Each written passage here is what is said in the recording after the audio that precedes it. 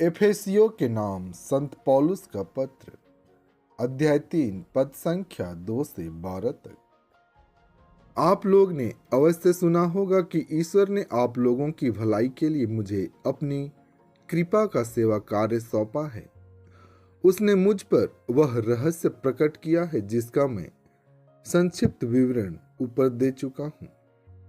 उसे पढ़कर आप लोग जान सकते हैं कि मैं मसीह का रहस्य समझाता हूं। वह रहस्य पिछली पीढ़ियों में मनुष्यों को नहीं बनाया गया था और अब आत्मा के द्वारा उनके पवित्र प्रेरितों और नबियों का प्रकट किया गया है।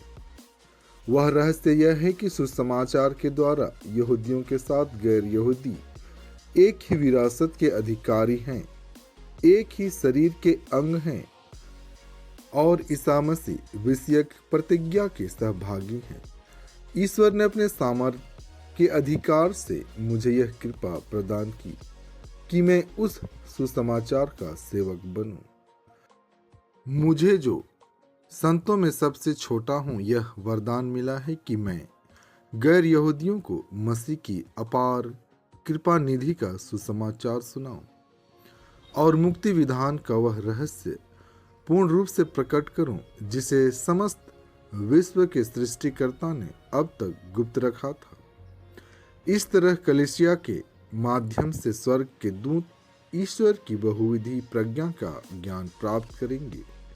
ईश्वर ने अनंत काल से जो उद्देश्य अपने मन में रखा, उसने उसे हमारे प्रभु ईसा मसीह द्वारा पूरा किया। हम मसीह में विश्वास करते हैं और इस कारण हम पूरे भरोसे के साथ निर्भय होकर ईश्वर के पास जाते हैं। संत लूकस आज का पवित्र सुसमाचार, अध्याय 12, पद संख्या 39 से 48 तक। यह अच्छी तरह समझ लो, यदि घर के स्वामी को मालूम होता कि चोर किस घड़ी आएगा, तो वह अपने घर में सेंध लगने नहीं देता। तुम भी तैयार रहो, क्योंकि जिस घड़ी तुम उसके आने की नहीं सोचते, उसी घड़ी मानव पुत्र आएगा। पेतरुस ने उनसे कहा, प्रभु, क्या आप यह दृष्टांत हमारे लिए कहते हैं या सबों के लिए? प्रभु ने कहा, कौन ऐसा ईमानदार और बुद्धिमान कारिंदा है जिसे उसका स्वामी अपने नौकर चाकरों पर नियुक्त करेगा ताकि वह समय पर उन्हें रसद बांटा करे। धन्य है वह सेवक जिसका स्वामी आने पर उसे ऐसा करता हुआ पाएगा। मैं तुमसे यह कहता हूं, वह उसे अपनी सारी संपत्ति पर नियुक्त करेगा।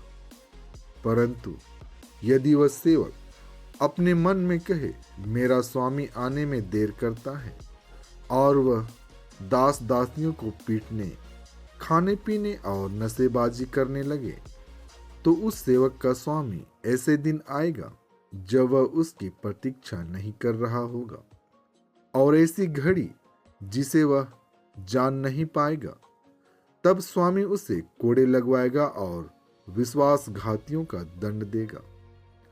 अपने स्वामी की इच्छा जानकर भी जिस सेवक ने कुछ तैयार नहीं किया और न उसकी इच्छा के अनुसार काम किया, वह बहुत मार खाएगा।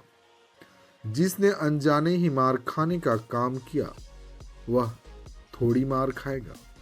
जिसे बहुत दिया गया है, उससे बहुत मांगा जाएगा, और जिसे बहुत सौंपा गया है, उससे अधिक मांगा जाएगा। प्रभु के इन सुंदर वचनों के द्वारा आपको आशीष मिले। आमीन।